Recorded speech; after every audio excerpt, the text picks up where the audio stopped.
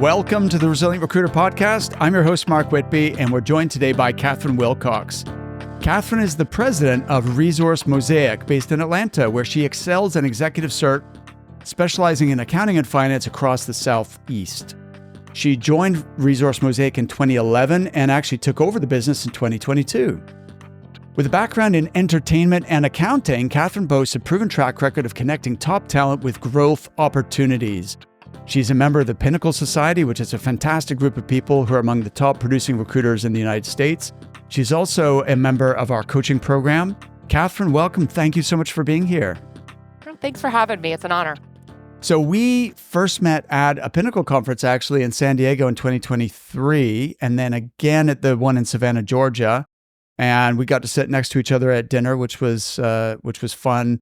It's such an awesome group of people, and I'm so happy that it allowed us to get to know each other.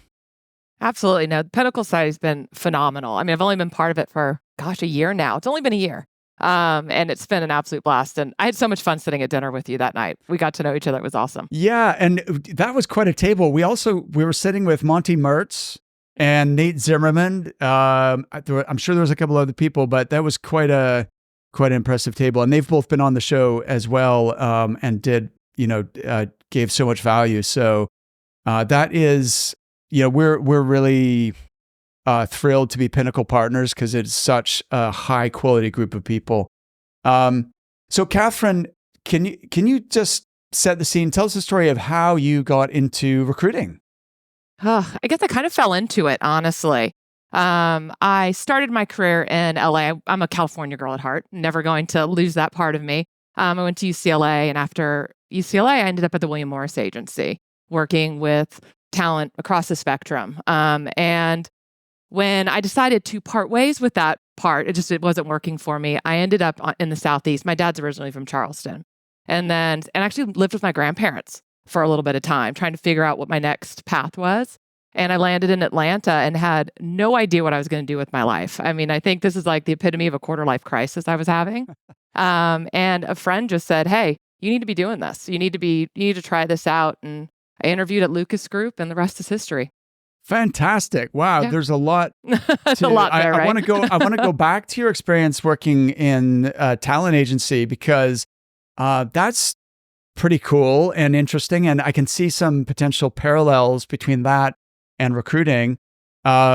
So can you say a little more about what that involved and what that was like as your kind of first career working in a huge global talent agency? I mean, it kicked my butt, honestly. I think that's the best way to put it. I mean, everybody's trying to get somewhere in Hollywood, right? So you constantly have to be on. I was having a blast. I mean, my early 20s, I have some great stories. I had so much fun. And I met great people. But I think really I think it had always been part of me, even when I was in college. I had worked with friends who were in the theater department putting on shows. I always really loved helping people get somewhere, right? Like it was just a blast. I didn't need to be the one on stage, but I wanted to be part of the process of getting their work on stage or helping them get on stage or whatever they were trying to accomplish. And that's what gave me my rush, was just to be part of that group. So William Morris Agency, I always thought actually I was going to go into entertainment law, believe it or not. But I thought the William Morris Agency would be a great way to get a foundation in the entertainment business. And I started off in commercials, doing international commercials, and then ended up in a space called music crossover, putting musicians into film and TV. And I don't know, it was fun. So I guess, we were talking earlier, it really gave me a real respect for talent. Talent to me is the number one, even in my world today. And I love working with great people, trying to accomplish great things and being part of the process, even if it's just a tiny little piece of helping them land somewhere. I love that. And I see the common theme being talent. Totally get that. Could you share, were there any other things that you learned in that environment which have translated over into your recruiting career? Definitely the art of the hustle, right? You have to keep going, right? I mean, everybody thinks recruiting is an easy job that we do, or executive search, however you want to define it, right? And you have to hustle every single day. And in Hollywood, when you're working, and I mean, everybody's chomping at your heels, right? Everybody wants a piece. Everyone wants to knock the people off, right? Somebody wanted my job. So you always had to be going and you had to be on. So, I mean, you'd get up early and you'd crank it and work all day. And then I'd be at shows all night, like seeing bands and, hanging out with all the music people, or out at, premieres, working, like talking with people who were on the movie side, since I kind of played in between. And you just had to keep going and just hustle, hustle, hustle, and get to know as many people as you possibly could. Fantastic. Yeah, I totally see that being similar to executive search for a lot of reasons. So then you ended up in Atlanta, which is a fantastic city. I've only been once, but I loved it, and I am going back because that's where the next Pinnacle conference. Yeah, we'll see you in a couple months. Yeah, see you there. I actually have a childhood friend who lives there. Like my mom and her mom were best friends growing up, and so we weren't related, but we're kind of like cousins. And she settled in Atlanta, so I got to meet her last year when I was there, and hopefully connect with her again. So then you joined the Lucas Group, which is a well-known recruiting company. And then what I'd love to double click on, Katharine, is your journey at Resource Mosaic, because you joined in 2011 as a senior recruiter, senior partner. Yeah, as a director. And then you actually took over the company. So tell me that story of how you ended up acquiring the business. I can't remember how long it was, 5-6 years with Lucas Group. And it was a great foundation. I mean, I loved my time there. I joined actually when Art Lucas still owned the business, and it was a blast. And then he sold to private equity, and just the culture changed for me.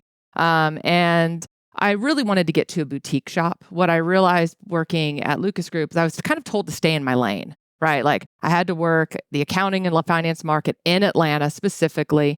And as I was achieving some success, my clients were trying to pull me into other searches. And I was losing the ability to service my clients in that just environment. So I started looking for a boutique shop. I wanted something that was small, that I could leave my mark on. I could kind of see where it went.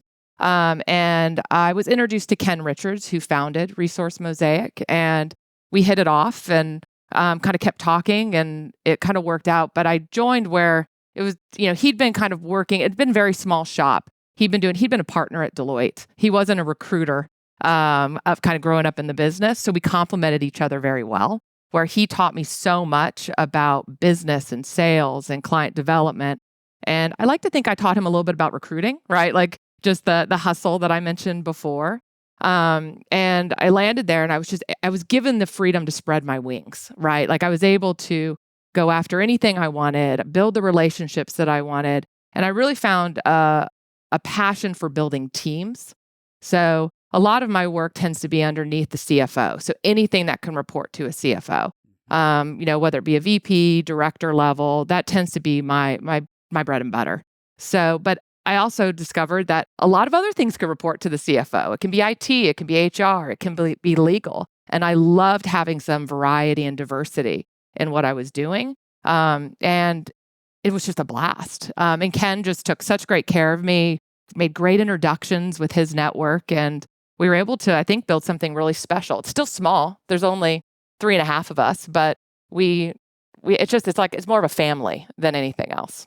I love it. That's such a cool story. And so I'm going to make a note and circle back to this idea of building out teams and maybe get into some of the more interesting projects that you've been involved in delivering. But could you say more about how you went from being a director to being the business owner? Because I think that's an interesting topic from both parties' perspectives. So there'll be people listening who are business owners who might want to retire or exit at some point. And so, but often we're told it's hard to really sell a small business where you're like, there's only a handful of people. So that would be interesting to know a success story of how that actually happened. But then also the reverse being true. There may be really ambitious listeners who are currently employed in at a recruitment agency or a search firm who would aspire to be a business owner, and this maybe creates an inspiration for a career path for them. So could you tell more about that story? Yeah, I mean, Ken and I worked together a really long time, right? Gosh, we just got to know each other so well. We were sitting just like a few feet away from each other for most of that time, and he really just started to take care of me at the end of the day. I mean, I had my twins during that time, which was crazy. He was phenomenally supportive, and there was just a mutual trust and respect that we had. I think he always used to make fun of me because when I walk into the office, I'm on. Like, I'm blinders on. I don't even say good morning. Like, I just walk in, I sit at my desk, and I go. And he would be like, "Good morning, Katharine. You've been here for 2 hours. Nice to see you." And we just had just a really great, I think he trusted me, I trusted him. And when he was reaching a point where he had some other endeavors he wanted to get involved in and focus his time on, it was such a compliment. I mean, it kind of makes me tear up when I think about it. I mean, it's the biggest compliment you can get when somebody takes something that they've been working on for, I don't know, 15, 20 years and says, "You're the right person for this. I trust you to do what's right and take Resource Mosaic forward." And, I didn't even know it was coming. I was like, "Wait, what?" Oh, Excuse me? wow. I was very happy and comfortable at this point. And all of a sudden he was like, it was like, I honestly felt like a bird being pushed out of the nest to fly. Like, it's your time. And within a few months, we worked something out and I was off to the races. So it's only been 2 years since that happened, but it's been a blast. And I think about how thankful I am to have met him and have worked with him and have him as a mentor every single day. Wow, that's awesome. So yeah, I hadn't realized you weren't even looking for that necessarily, that the opportunity was presented and you grabbed it, which is a great decision. And I'm really happy for you that it's working out so well. But you made it sound real simple. Like, and I think obviously you'd already worked together. So this is the benefit of this kind of of an MBO versus a trade sale, is that you already have that history together. So that certainly gave you a head start, but presumably there still must have been some formalities and due diligence and like process that you had to put in place, and then financing. And, how long did that whole process take, and what were the kind of main kind of steps you had to go through? Honestly, it was about 4 months from the initial Wow, that's conversation fast. to the transaction. So I didn't really need to do the due diligence because I was the business. At that point, I knew the ins and outs. I knew what was going on. We just had to settle on specific terms. Yeah. And he sold me the business, but he gave me a great price for it.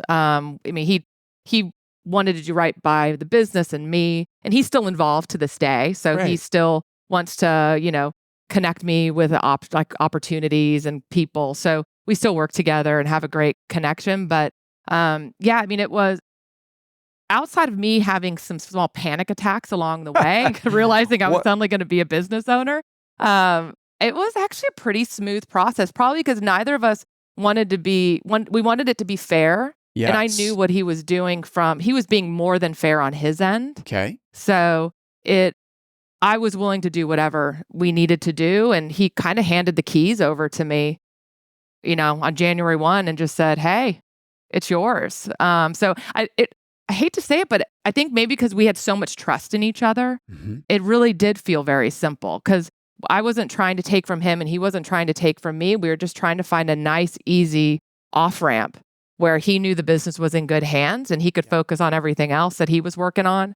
And I was in a place where I wasn't saddled with so much debt that I was going to be in kind of panic mode right now for an extended period of time. Absolutely. Yeah, no, for sure. And that's fantastic that you found that common ground and that point where you both felt it was a good deal and you're still good friends and still work together. So, Yeah. so that's cool. And I'm just intensely curious about this, like even the whole challenge of valuing small companies, because I went through a valuation process recently, as you know, my colleague Leanne, who's an integral part of our business, and I made her a shareholder this year. And in order to, give shares to someone, then you obviously need to know, well, what are those shares worth? And there's that valuation. But I think that's a little different because when you're valuing a business to give shares to someone, you actually want a low valuation because otherwise there's going to be a tax implication, right? If you're giving someone shares that have value, then immediately the Inland Revenue or the HMRC, as they're called here, are going to want a big chunk of cash right away. So we actually went about it in a different way, and there's a scheme here in the UK where it's a share class called growth shares, where the person essentially gets to participate in the value of the growth from that point onward.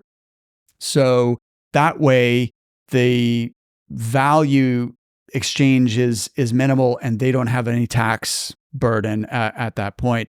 So, but going through that process, what I learned is they go through this, they have to justify the valuation, because then if the taxman does have questions about it, they have to show that there was some kind of rigorous process involved. And of course, what they look at is other transactions in your same industry, right?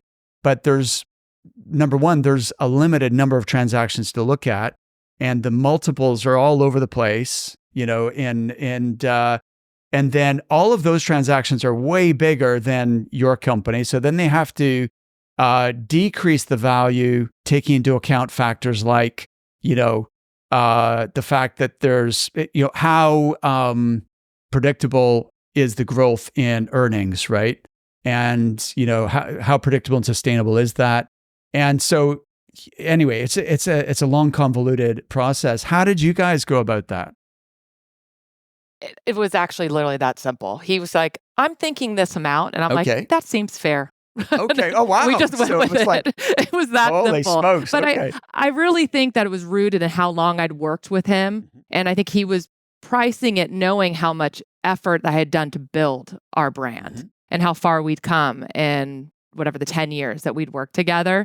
So he factored a lot of that in, and it was on, he's like, I'm thinking this. I'm like, that sounds good. Let's go with it. So, he was so fair and so honest. And he pretty much wrapped it up with a bow and handed it to me. So we did not have a very complex process, just because I think he was so generous with me. And it was just an absolute honor. Fantastic. Ultimately, if it works for both of you, then that's a perfect outcome, right? Do you mind sharing how you financed the deal?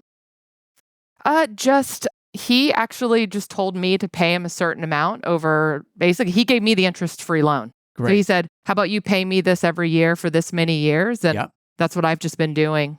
I paid my last just this past December. So we did it over 2 years. Fantastic. So yeah. All right. No, it was more than generous. We'll just leave it at that. Yeah. All right. Mm-hmm. That sounds ideal for both parties then. And it gives a model then of what could be done if a small boutique owner does want to exit.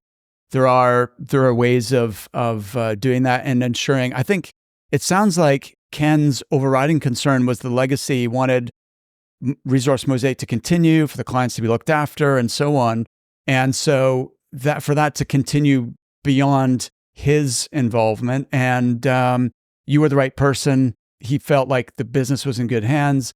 So, and then secondarily, of course, after putting in all of that work to build something, you want to capture some value as well, right? Exactly. And so that sounds awesome. That's cool.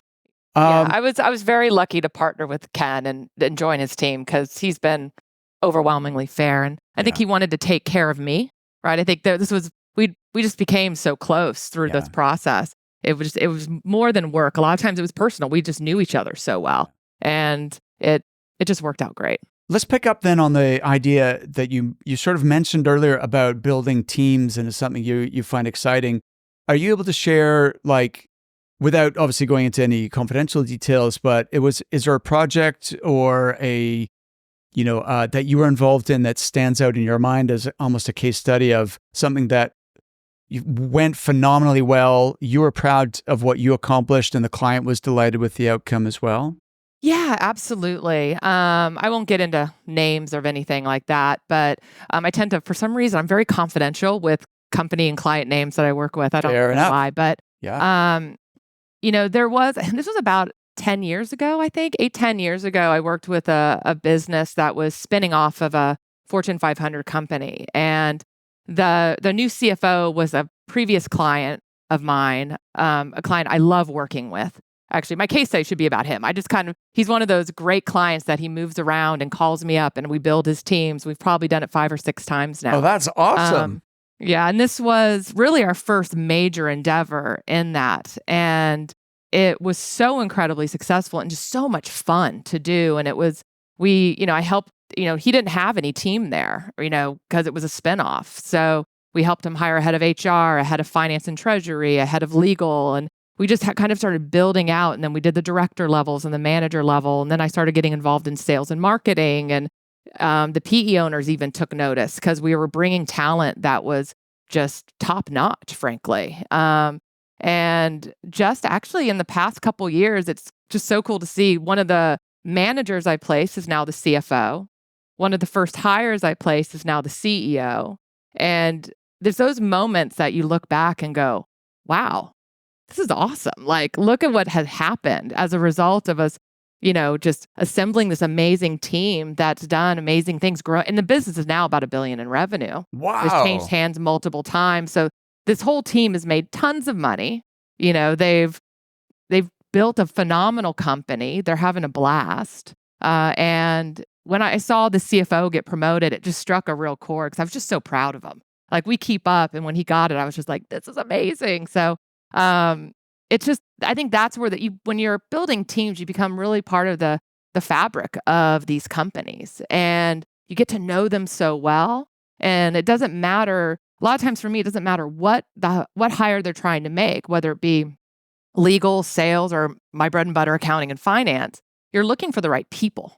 So if I get a certain number, hey, we're looking for these, I just have to go find that soft skills, that personality, that desire, that career drive, whatever it is that they're looking for, that will help drive the company's growth and change, and hopefully, last for a really long time. So that was a very fun one I'm still extremely proud of.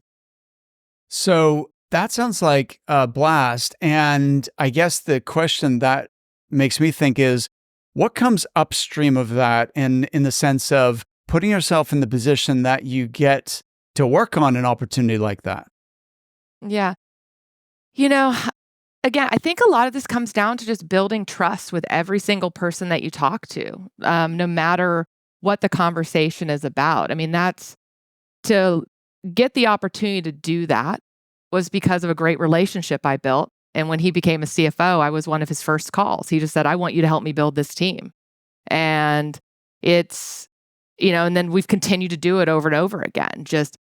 And trust is really important, but execution is equally so. Not only do you get the opportunity, you got to hit it out of the park, right? Like, you got to get the job done, and you got to get it done as quickly as possible. And that's where that underlying hustle comes in. Right. Like, you get a new search and I'm like, okay, we got to go. Let's do this. My team doesn't always like it because I can be very picky about who I'm going to submit.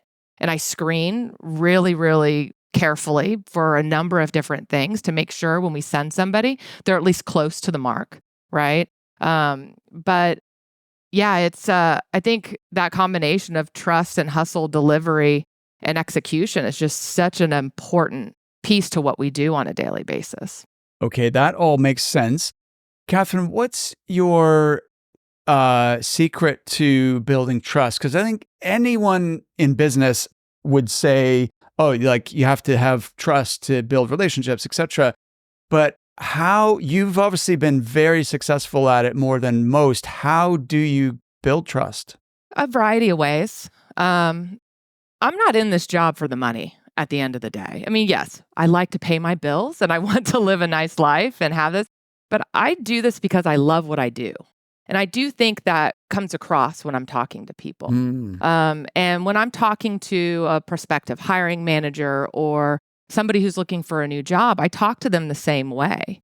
It's about learning what they're looking for. What type of value can I provide? Being honest about where my limitations are. I absolutely love it when my favorite calls are when I talk to some top talent that's about to enter the market, right? That's like that MPC caliber talent, any type of level. And I can get into really having what I call my strategy session with them, where it's not about me getting them their next job. It's about identifying what they're looking for in their next opportunity and being part of that process. And I'm very honest by the fact that I am just a piece of the process, right? Most people get their jobs through their network. I mean, that's just an honest fact. So I'm just part of it, but I like to be involved in the process, give them some unbiased feedback or discussions or ideas. My belief is they don't need me to be marketing them or talking with people where they already have relationships or connections. I'm here to leave no stone unturned. And I think when you have those types of discussions it's not about the money in the end. I tell them, hey, I just want you to get your next opportunity. And then I want you to think of me when you're hiring for your next team, right? That's where it is. So it's not about that immediate payoff. And when you get rid of that, only thinking about the transaction, people let their guard down and they just get to like you and then use your personality. And I think I'm fortunate to just break through with a lot of people just through my conversation style, or maybe it's my self-deprecating humor. I have no idea what it is, but usually once I have these discussions, you build a relationship that's strong, and it turns into and it pays dividends long term, much more than that one placement would have paid. Katharine, you've just given us our golden nugget for the episode. That was absolutely brilliant. And I hope people listening picked up on how brilliant what you just said is. So thank you so much for sharing, giving us an inside glimpse. And that's what I'm always striving for in these conversations, is to try and get underneath the surface and dig into, like, if I was sitting beside you, watching you and listening to how you do your job, what would I learn? What would I observe that I could apply to be better at what I do? And so you've just given us a real glimpse of how you conduct. I liked even the fact you called it a strategy call rather than an interview, right? So it's a strategy call. I liked that positioning. I love the script, and you maybe didn't even realize it was a script. But anything you say more than once, folks, is a script. And it was along the lines of, look, I'm only a piece of this. You may well get your next job through your own network. I just want to help you to accomplish that. And I want you to think of me when you're looking to build your next team wherever you land. It was along those lines, right? And and you maybe you don't say it quite that way, or maybe it's spread throughout the conversation, but those were the kind of the key points I picked up on, which are very disarming and very different to the way they may have been spoken to by the recruiters. And I can totally see now how you get them to let their guard down and like use you almost as like an advisor on their next career step. And then why you're the first recruiter they think of when they are looking to build their team. So now this is all coming together. So I can see why the CFO came to you and said, Katharine, we've just spun off this company. I want you to help me build this thing. So that's really cool. It's fun. I mean, think about what we do for a living is such a blast, right? I mean, we get to be part of changing people's lives or accomplishing their goals. And I just love being a part of it. It's just, I sometimes consider myself like a fly on the wall, right? Like I'm just around, like hovering around, learning and listening and playing. And it's just a blast. And when you see people like succeed and reach their goals, like this CFO that I mentioned, I mean, I take a little bit of pride in it. I mean, they're the one that did all the hard work, but I'm like, wow, he did it. And I've helped him hire. And we've just, it's one of those things where that trust lasts for so long.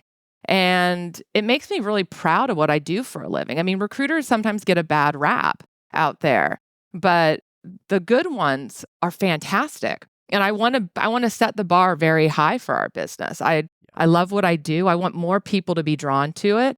And I want people who, whether they work with me or not, to think highly of me, right? And how I hold myself from an ethical standard. Love it. And by the way, the other thing I'm listening for, guys, when I'm talking to Katharine here is, I'm listening. I'm trying to elicit her belief system. And so, Katharine, you shared some fantastic beliefs. So one is, I love what I do. And the other was, I'm proud of what I do. And that you set a high bar for yourself and for our industry. And you want to uphold the highest ethical standards. So some of the things that have come out as a course of this conversation, they reveal, they give me a window into the way your mind works, Katharine. And I think these are really powerful belief systems. If you're going to perform at a high level, then you might well want to consider adopting some of the similar beliefs that Katharine has just shared, and that's going to only boost the performance that you're able to get at yourself and the depth that you're able to connect with other people. Katharine, you mentioned NPC marketing a minute ago. Can you tell me? I love it. You love it. Okay, great. Let's talk about it then. Why do you love it? It's a hunt, right? It's like I'm hunting out there. I'm trying to find things, and there's so many things that can come of it. I never know what's going to play out when I go out on an NPC, and I am consistently NPCing. I mean, most of the Atlanta market has heard from me multiple times on my NPCs, and I absolutely just get jazzed by the process. And it starts off with that strategy session that I mentioned. When I'm talking to a top talent, having that strategy session, defining what they're looking for, and then be able to go to market with this amazing talent that people should be lucky that I'm reaching out to them about. I have a little bit of that vibe to me. And it's just, you don't know if sometimes it uncovers a new client that maybe they're not looking to hire that person, but you build a rapport with that hiring manager so that they think about you for something else. Because it is a marketing aspect to my business, is I want to be seen as somebody who has access to the top talent in the market.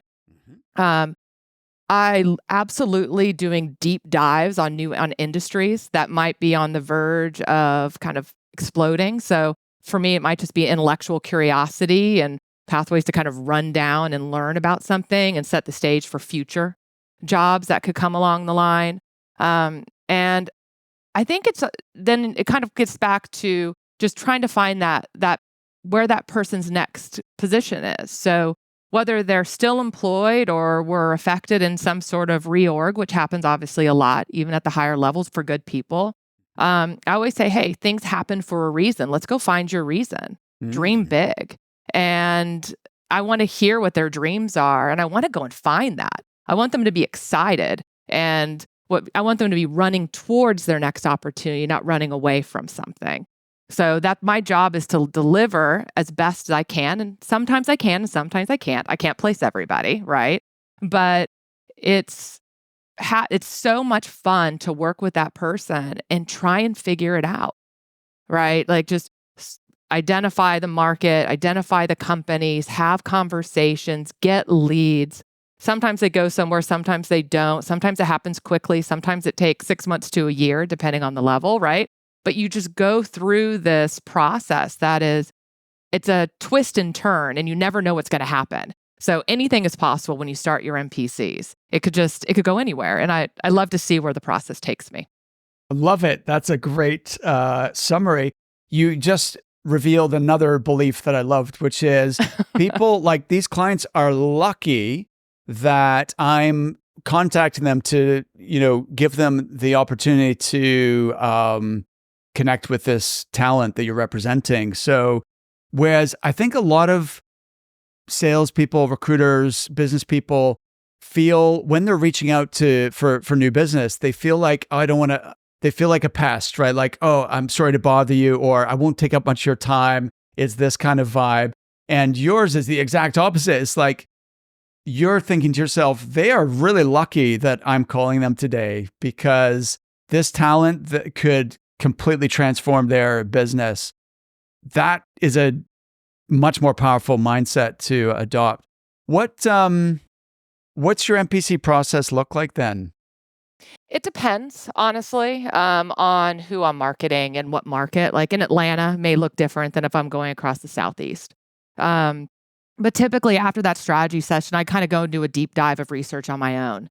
So, depending on who I'm thinking about marketing, is it a functional leader? Is it a industry specific leader? I'm going to go and do a lot of research and identify the companies that I need to be going after.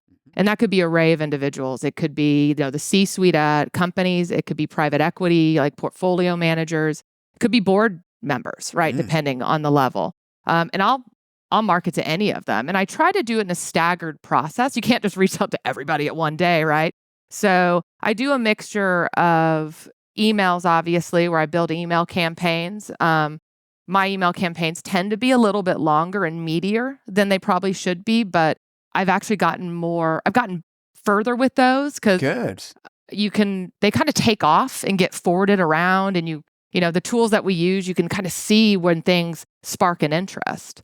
So I want as much content that's of value. You don't want it to be War and Peace, but you want it to be of value, right? To speak why this person makes a difference and is not your standard treasurer, your standard chief accounting officer, general counsel, whatever it is. You need to be able to speak to what makes them different.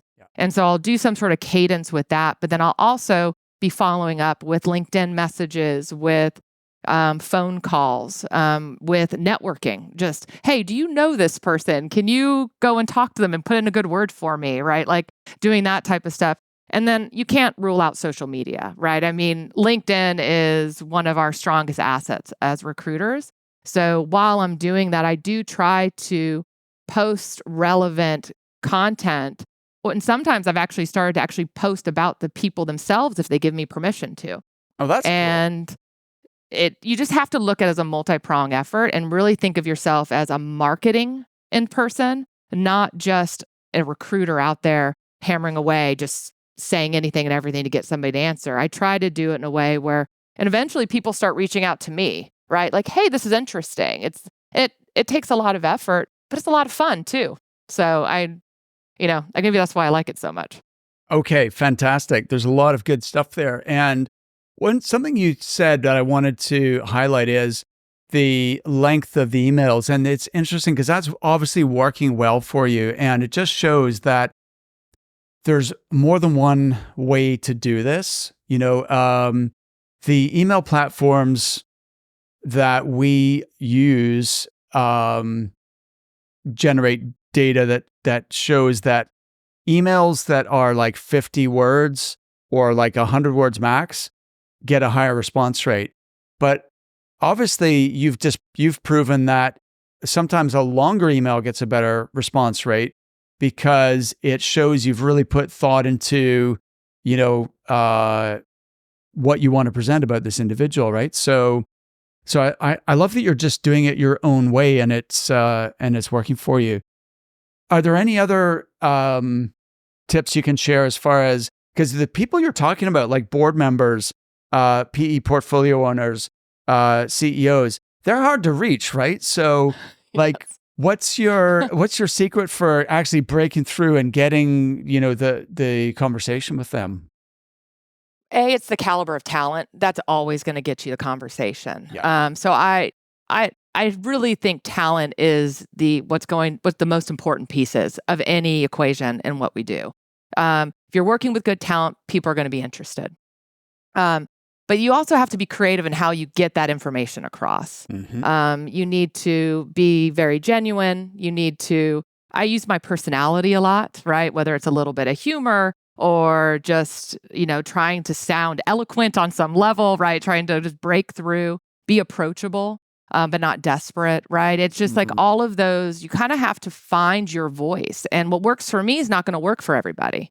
Right? I mean, I have a very specific tone when people call me. Maybe we have a good laugh. Maybe, I can kind of break the ice pretty quick with individuals, where some people have to lead with what they know and just be subject matter expert and a little more serious. So I think as long as you're being genuine and honest with who you are, when you can get through to someone, whether it be through written communication, LinkedIn, messages, or just voicemails, you're going to eventually you can kind of break through, but it's a volume game. A lot of people are never going to answer my phone or answer my calls. And I don't take offense to it. Like some people are just not going to like me, right? They're not going to want to work with me. And I'm okay with that. So, but I'm going to keep trying and you never know. Maybe I'll break through some point.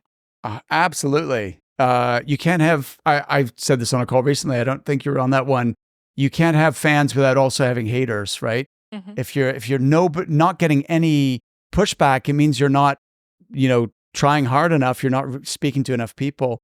So fantastic. Thanks for sharing that, Katharine. Like you mentioned that you're able to break the ice quickly.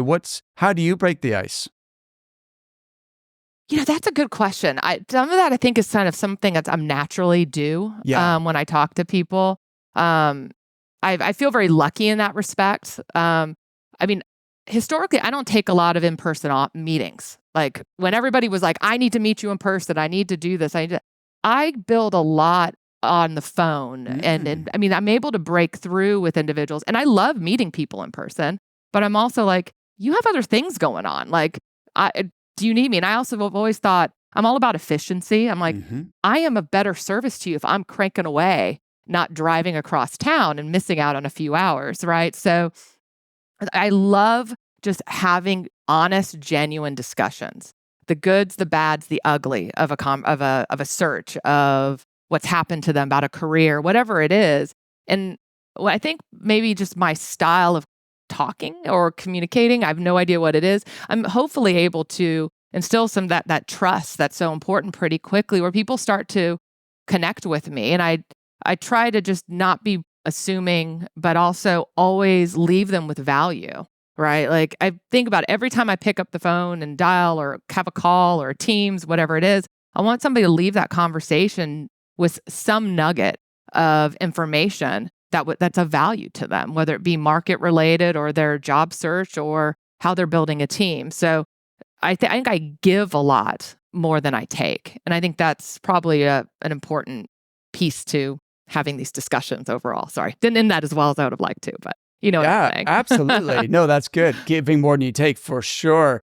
I am surprised, although I understand what you're saying about efficiency, but I'm surprised that you favor doing things over the phone or virtual meetings rather than in-person meetings. Because I've always found that meeting people in person is the best way to really break the ice and get to know people on a deeper level. And like in our case, for example, so we met in person twice before you became a client of ours. And I don't know if you maybe even would have become a client if we hadn't actually sat together over dinner, gotten to know each other on a more personal level. And, that to me is an easier way to build trust than if it's a 30-minute Zoom call, right? So, but maybe you're just better on the phone than I am. I feel like I'm better in person. No, I think it's a healthy mix, right? I think I've always led every discussion I have with the quality of my work, what I do, and how good I do it. And my goal is, I want to be a sharpshooter. I want to hit it on the first try, right? It doesn't always happen that way, but that my goal is I set a very high bar for myself, and I don't. As much as I love meeting with people in person, I'm always happy to do it. I don't force it because these individuals, they are busy and they have a lot going on. I can get a lot from if somebody will give me 30 minutes to an hour or give me a couple of 30-minute discussions. I can get a lot from that. I just helped a Fortune 1000 company here in town build out their entire accounting and finance function under the CFO, like everybody. Over the past 2 years, I have never been to their office. Like we started working together in COVID, so never did, but we've all gotten to know each other so well. I can talk like I've been there and done it. And maybe it's just the questions. Or that's interesting. I just have kind of an innate sense to it. But why wouldn't you, if you're both in Atlanta, why wouldn't you just, hey, why don't I pop around and we'll go and get lunch and... It's bizarre. I used to drive past their office every day to go home. They are probably 15 minutes from my house. Wow. Okay. And we talk about it all the time. And actually, we're going to do this fall. Like, I'm going to go there and see everybody because it's a big team that I've helped them build. And now we just kind of make jokes of it. Like, are you ever going to come and see us? Like, it'd be great to see you. But it's just, I don't know, maybe it's something I just have a natural take towards that I'm just very fortunate to have. But it hasn't ever been a necessary part of my process, although I do enjoy it when I do it. And I think that for some people, you have to do it. So you just have to kind of know yourself and figure out what works for you. And a lot of the clients I work with, they're okay with the fact that I don't go see them. They're like, awesome, just bring us good talent. And then when I deliver, they're like, done, we're good. So I don't know. It's a lucky trait, I guess. Fair enough. So, Katharine, I'm curious about your support team, because I know that you said there's 3.5 of you, I think was the number. Yeah. So what does that look like, and what's the structure of that? Because it's often, people always ask me, if someone's a big biller, they're like, but like, who else is contributing to that outcome, right? It's very seldom that it's a one woman or one man show. There are a few people that we both know who bill a lot all by themselves, but it's extremely rare. In my experience, most people have some kind of a support system or a team behind that. No, I mean, I couldn't do what I do without my team, honestly. And I've been working with a member of my team, Zena, she's my right hand. I mean, she makes me look so good at what I do. I mean, we just get each other, and she does a lot of research and recruiting, and we've worked together for, I think it's 11 years now, 12 years, and we can finish each other's sentences. I can be like, I need this, and she just knows at this point. She gets a little frustrated because I sometimes don't give her much more than that, but she runs with it. So yeah, she helps. And then we have a new hire, Megan, who just came on board, who's just getting up to speed, but I'm excited to get her on the business development train. And we have some support in Manila as well with Sarah, and then Ken as well. Fantastic. Mm-hmm. And so, what parts of the process are your team members taking care of, and what part are you kind of driving? I do most of the sales and client-facing work, Mm-hmm. and that's something that this new hire, Megan's, going to be doing more of as well. I want more than just me out in the market. Mm-hmm. So we're working on that. But historically, I have been the face of Resource Mosaic, where I'm the one who's building the relationships. I'm driving the process. No candidate gets submitted without talking to me first. But Zena's doing a lot, and Megan are doing a lot of the candidate, searching, finding, sourcing, screening, presenting to me, and then I take it from there. Fantastic. That makes a lot of sense. So, by the way, I want to give a shout out to a regular listener of ours, Bill Bardani.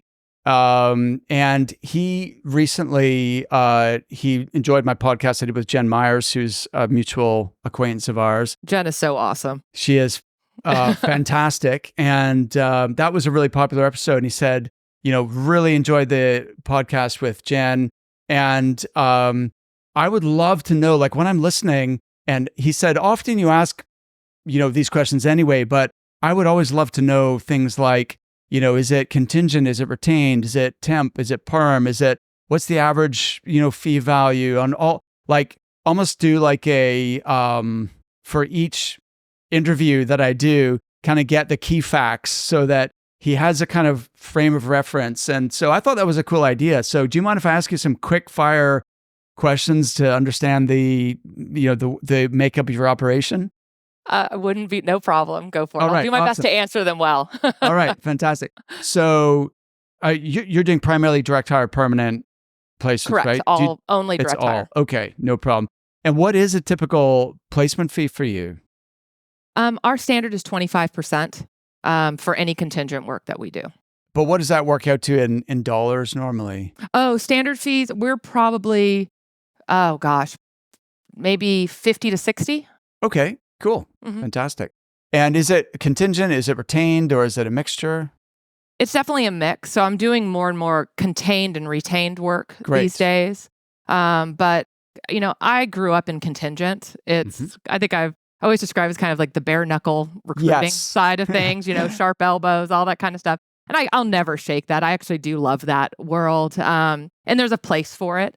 And although most of my work is director level and above, I have to protect my director level above work by doing manager searches. And although I can get a container or retained on some manager searches, a lot of that's going to be contingent, and my team loves to work on that too. So I do bring in lower level searches to help the team out work on things, but also to protect my client relationships. And I want to be the one person they call for any need that they have. Love it. And then for the contingent ones, are you requiring them to work exclusively with Mosaic?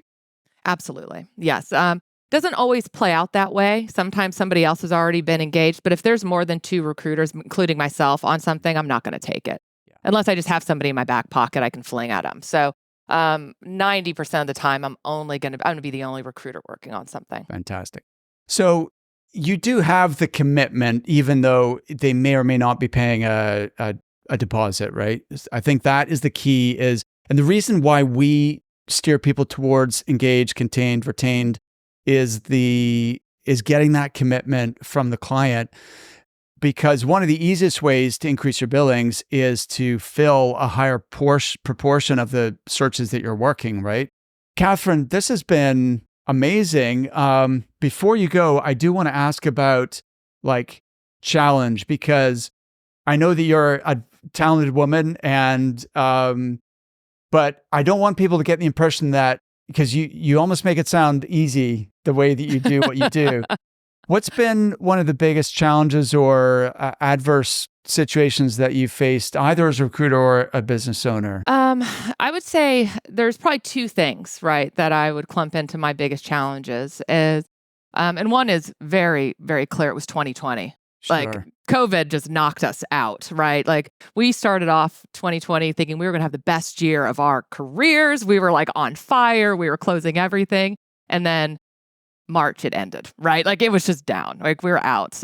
We were able to, but what I learned a lot on those down times where you just keep showing up, right? So I still worked every single day.